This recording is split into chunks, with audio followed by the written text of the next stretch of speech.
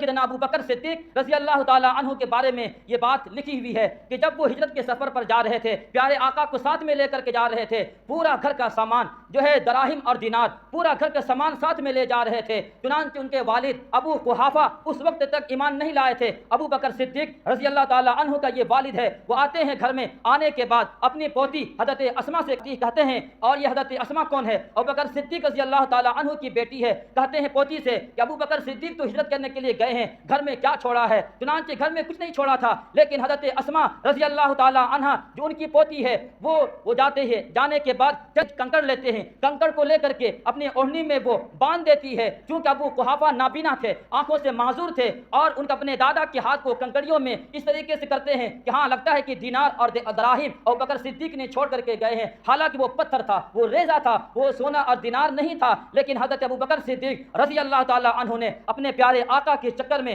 دین اور اسلام اور شریعت کے چکر میں پورا مال کو لے کر کے چل گئے ہیں۔ یہ سخاوت ہے، یہ سخاوت کا اندازہ آپ کو اس سے ہوگا۔